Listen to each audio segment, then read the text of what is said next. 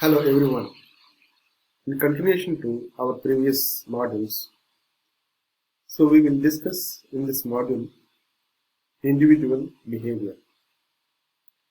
When you look at the people and their behavior, it is not constant. It changes time to time. But understanding individual behavior is a big challenge. So the organizational behavior, the study starts with knowing each and every individual. So how the individual behavior differs from person to person. What are the reasons for that?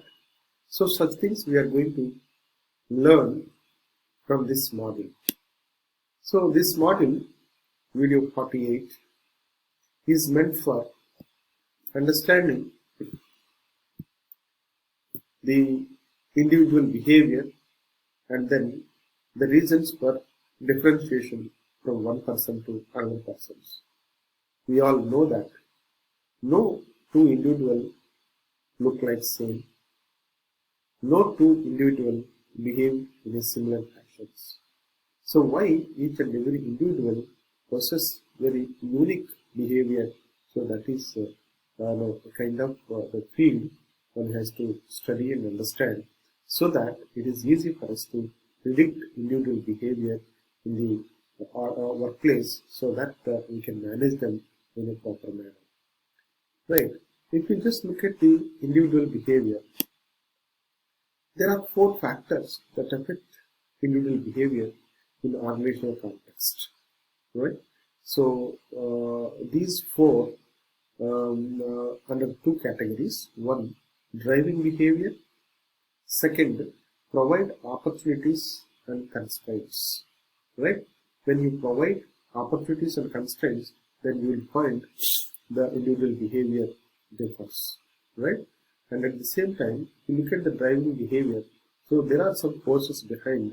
So those things actually responsible for individual behavior, right? So under the first category, driving behavior. So one is motivation, second one is ability. And then they provide opportunities and then constraints. The third one is role perception and then situational contingencies. So these are the four factors that affects individual behavior at workplace.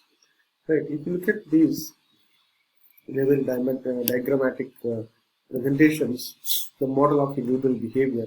So if you see the motivation and the ability, these are the two things which actually affected by the roles and then situations, and as a result you will find the individual behavior and then the ultimate outcome or performance for each and every individual on their jobs.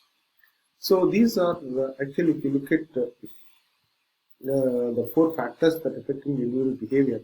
So employee motivation. So employee motivation, the forces within a person that drive his or her direction, intensity, and then persistency of voluntary behavior. So we behave out of requirement, out of the need, out of ambitions, out of desire, right? So the directions maybe towards organizational orientations, goal oriented.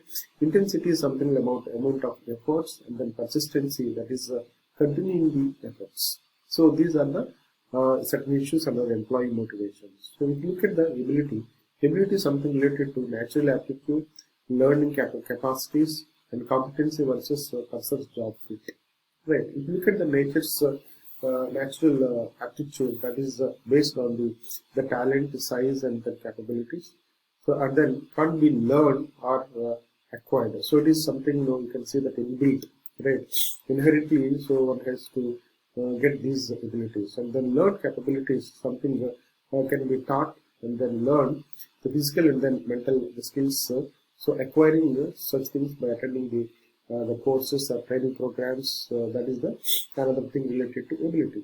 Then competency versus the person's job field, that is the generic competencies, not specific task abilities. So you can see that the people have a general awareness and general knowledge. So sometimes that is useful for a job fit in the workplace. So further, if you see the roles perception, that is a belief about what behavior are appropriate are necessary in a particular situations, including job tasks, relative importance, and then preferred behavior to accomplish those tasks. So role problems like a role overload, a role conflict, and role ambiguity. So such things also decides the individual behavior. And then the fourth one is situational contingencies. So that is environmental factors outside of the employees control that constraints and then facilities their behavior, and then performance. So that ultimately shows on the performance. It is something related to the time, people, resources, working conditions, and then customers. So there are many situational factors, contingency factors, which decides the individual behavior in the organizations. So if you just look at the another important thing that is there in the organization setup. So individual behavior framework. So if you just look at the individual behavior framework, it is something like the the environment and the work and then the network, right? So work in the sense job design and organizational structure, policies and rules and leadership, rewards, sanction and then resources. The network, something related to the family, economic and leisure, and then hobbies and your relations with others, and then individual ability and then skills and family background, personality, perception, attitude, values, attributes, learning capacity, age, race, sex, and then experience. So these are the individual factors. So then further behavior is the problem solving, thinking process, communication, talking, listening, and observations, movement. So then outcome is the performance, long-term, short-term, personal development and relations with others, satisfactory and dissatisfactory. So all these things depends on the behavior, individual components, and then the environment in which we are. So these are the individual behavior, the framework. So the individual behavior depends on all these issues. And so further, if you just look at the individual intellectual ability is one important aspect. So under this, there are some dimensions like numerical ability, numerical aptitude, verbal comprehension, the perceptual speed, inductive reasoning and deductive reasoning, and then spatial visualization and memory.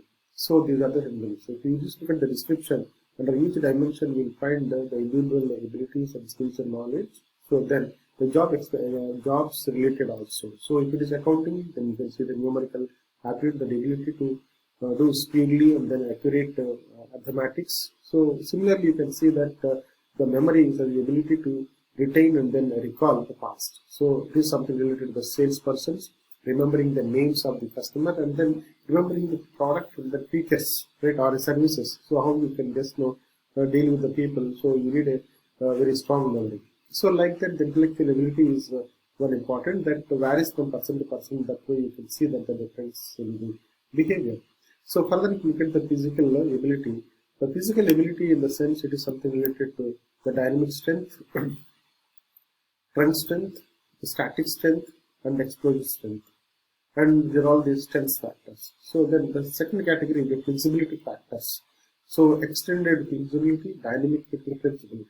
And other factors like the body coordination and balance and then stamina. So if you look at all these, so you can see from dynamic strengths like ability to exert muscular force repeatedly or continuously over time. So how you are physically in terms of your fitness and then your healthy conditions and then ability to move the trunk and then back the skills as far as possible and ability to make rapid and repeated flexible movements. So it is depends on how you are as a person and your body and then your the balance, ability to maintain the equilibrium despite the forces pulling off the balance. So stamina, finally, that the ability to continue the maximum efforts requiring the prolonged efforts over time. So these are the certain things that one has to have the physical ability. So that varies from person to person. That's where you can see the lot of differences. So with this, let me just stop here. Right? Thank you very much. Let us meet in the video 49.